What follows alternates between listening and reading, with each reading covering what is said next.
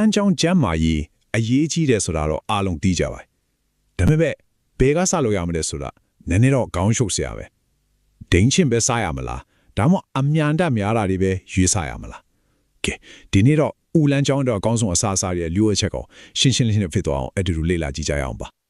probiotics prebiotics fiber ဒီစကားလုံးတွေကိုတော့ခဏကြားဖို့ကြာမှာပါဒါပေမဲ့အဲ့ဒါတွေကတကယ်တမ်းခန္ဓာကိုယ်ထဲမှာဘာတွေလုပ်နေကြတာလဲသူတို့ကအဖွဲလိုက်အလုပ်လုပ်ကြတာလားဒါမှမဟုတ်တယောက်ချင်းစီလားဒီမိန်ဟုံးရဲ့အဖြေကိုရှာရင်းနဲ့ဦးလန်းကြောင်းကျမ်းမာရေးရဲ့အခြေခံသဘောတရားကိုနားလည်သွားပါလိမ့်မယ်ကျမ်းမာတဲ့ဦးလန်းကြောင်းတစ်ခုတည်ဆောက်တယ်ဆိုတာကလည်းဘောလုံးအသင်းကောင်းတဲ့တင်ဖွဲ့ရတယ်လို့ပဲအရင်ဆုံးဘာလို့မလဲကစားသမားကောင်းတွေစုဆောင်းရမယ်လေအဲ့ဒီကစားသမားကောင်းတွေက probiotics တွေပါပဲဆိုတော့ခန္ဓာကိုယ်အတွက်အကျိုးပြုစစ်တက်လေးတစ်ခုဖွဲ့စည်းကြအောင် probiotics ဆိုတာဘာလဲဆိုတော့လေရိုးလေးပဲကျွန်တော်တို့ရဲ့ဦးလန်းကြောင်းထဲမှာနေတဲ့ super hero လေးလို့သဘောထားလိုက်ပါခန္ဓာကိုယ်ထဲကမကောင်းတဲ့ပုံမွားတွေကိုတိုက်ထုတ်ပြီးရာအလုံးကိုဟန်ချက်ညင်အောင်ထိမ့်ပေးတဲ့အသက်ရှင်နေတဲ့မဟာမိတ်တွေပေါ့ဗျာ probiotics လို့ပြောလိုက်အရင်ဆုံးပြင်းမြင်ကြတာဒိန်းချင်ပဲဟုတ်ဒိန်းချင်တစ်ခွက်ထဲမှာလေမြစ်စီးနဲ့တော့မမြင်နိုင်တဲ့အချိုးပြူဘက်တီးရီးယားလေးတွေတန်းနဲ့ချီပြီးပါနေတာအဲ့ဒီ live cultures လို့ခေါ်တဲ့အကောင်လေးတွေကဦးလန်းကြောင်းနဲ့ရောက်တာနဲ့အလိုဆက်လုပ်တော့တာပါပဲနောက်တစ်ခုကတော့အာရှအစားအစာတွေထက်ကနမဲကြီးကင်ချီဘောသူရဲ့အဓိကလျောဘချက်ကအချင်းဖောက်တဲ့ process မှာရှိနေတာဒီရှေးကြတဲ့နီလန်ကဟင်းသီးရွက်တွေကိုကြာရှည်ခံအောင်လုပ်ပေးရမှာကဘူးအကျိုးပြုဘက်တီးရီးယားတွေမွေးထုတ်ပေးတယ်မော်ပလီနာလိုပါပဲကင်ချီနဲ့စင်တူရနောက်တစ်ခုကတော့ German မုံညင်ချင်း sauerkraut ပါပဲကဲဒီမှာ pattern တစ်ခုကိုသတိထားမိချလားအချင်းဖောက်ချင်းဆိုတာလေဟုတ်ပါတယ်အချင်းဖောက်ထားတဲ့စားစားတွေက probiotics တွေတော့အကောင်ဆုံးဆန်အင်ဂျီတွေလိုပါပဲစားစရာတွေခြေပဲလားဆိုတော့မဟုတ်သေးဘူး kefir လိုမျိုးတောက်စရာ probiotic တွေရှိသေးတယ်ဒါကဒင်းချင်လိုပဲနိုးချင်တဲ့မျိုးတောက်ရတာလွယ်တော့အကျိုးပြုဘက်တီးရီးယားတွေကိုအလွယ်တကူဖြည့်သိမ်းနိုင်တဲ့နီလန်ကောင်းတစ်ခုပေါ့ကဲဆိုတော့ကျွန်တော်တို့ရဲ့အချို့ပြုဘက်တီးရီးယားစစ်တပ်လေးဖွင့်ပြီးသွားပြီဒါမဲ့ဒီစစ်သားတွေကိုဒီတိုင်းထားလို့တော့မဖက်ဘူးလေဟုတ်တယ်မလားအစာမစားရင်ဘယ်လိုလုပ်အလုပ်လုပ်နိုင်မှာလဲအခုသူတို့ကိုအားဖြည့်ပေးဖို့အစာကျွေးဖို့အချင်းတမ်းပါပြီအဲ့ဒီနေရာမှာ prebiotics နဲ့ fiber တို့ရဲ့အခန်းကဏ္ဍကရောက်လာတာပါသူတို့ကိုဘယ်လိုမှတ်ထားမလဲဆိုတော့အကျိုးပြုဘက်တီးရီးယားတွေရဲ့အကြိုက်ဆုံးအစားအစာတွေပေါ့ကျွန်တော်တို့ခန္ဓာကိုယ်ကသူတို့ကိုတိုက်ရိုက်မချိဖြစ်နိုင်ပေမဲ့ဦးလန်းကြောင်းတွေကသူရဲ့ကောင်းလေးတွေအတွက်တော့အကောင်းဆုံးစားတော့ပွဲကြီးတစ်ခုထိသွားရောဥပမာအနေနဲ့ငါပြောသည်ပေါ့စားလို့လဲကောင်းအာဟာရလည်းဖြစ်ပြီးတော့အမြင်တတ်နဲ့ prebiotics တွေလည်းအပြည့်ပဲငါပြောသည်တလုံးစားလိုက်တာဟာဦးလန်းကြောင်းတွေကအကျိုးပြုဘက်တီးရီးယားတွေကိုအားဖြည့်ပေးလိုက်တာနဲ့အတူပါပ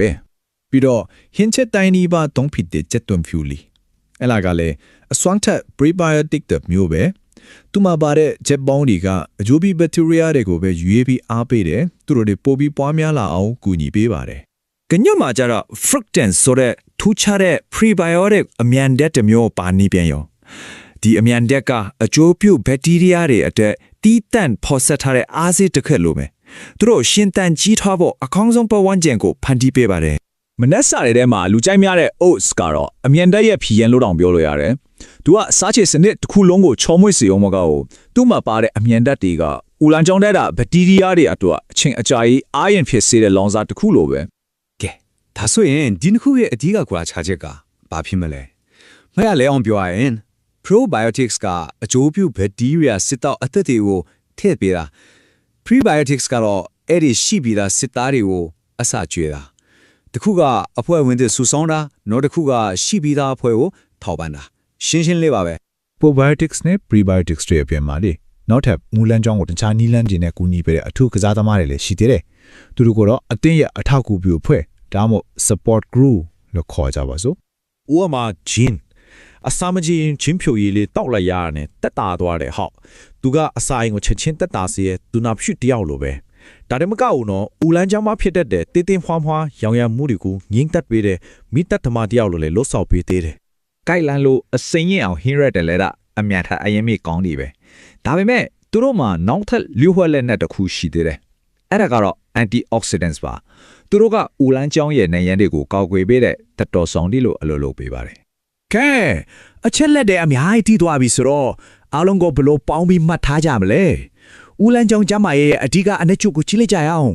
ဒီတရားလေးကိုကြည့်လိုက်ရင်တော့အားလုံးကိုခြုံငုံမိသွားပါလိမ့်မယ်ပထမအုပ်စုကဘက်တီးရီးယားတွေကိုထည့်ရတဲ့ probiotics တွေ ဒိန်ချင်းကင်ချီမုံရင်းချင်းကဖေရောပေါ့ဒုတိယအုပ်စုကတော့အဲ့ဒီဘက်တီးရီးယားတွေကိုအစာကျွေးတဲ့ prebiotics နဲ့ fiber တွေငှက်ပျောသီးကြက်သွန်ဖြူကညွတ် oats တို့ပေါ့နောက်ဆုံးကတော့အထောက်ကိုပျော်ခွဲဂျင်းနဲ့ကိုက်လန်တို့လိုအခြားအကျိုးကျေးဇူးတွေပေးတဲ့အစားအစာတွေပေါ့အားလုံးကသူ့အခန်းကဏ္ဍနဲ့သူအရေးကြီးကြပါတယ် ဒါဆိုရင်အဓိကအကြောင်းဆုံးလို့ဝက်ချက်ကပါလေအဲ့ဒါကတော့အမျိုးအစားစုံလင်ခြင်းပါမယ် probiotic တစ်ခုတည်းကိုအများကြီးစားနေရုံနဲ့မဖြစ်ဆုံးဘူးအတင်းတော့အစ်စ်တွေခေါ်ပြီးတော့သူတို့ကိုအစာအစာမထောက်ပိုင်အတင်းကကြာမခံနိုင်ဘူးလေ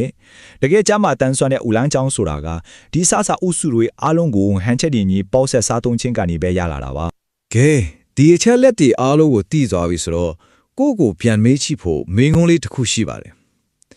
ဒီတစ်ပတ်တွင်မှာကိုယ့်ရဲ့ဦးလန်းချောင်းကြာမရဲ့အတွက်ဘလို့တင်းခဲ့တဲ့ပြောင်းလဲမှုလေးတစ်ခုစလို့ချီလို့ရမလဲဥပမာမနက်စာမှာတင်းချီလေးတစ်ခွက်ထည့်စားလိုက်မလားဒါမှမဟုတ်ညစာဟင်းချက်တဲ့အခါကြက်သွန်ဖြူလေးနဲ့ပို့ထည့်လိုက်မလားတတိယပါတင်းခဲ့တဲ့ခြေလမ်းလေးတွေကနေကြီးမားတဲ့ကျမ်းမာရေးပြောင်းလဲမှုတွေထည့်လာနေတာကိုပါပဲ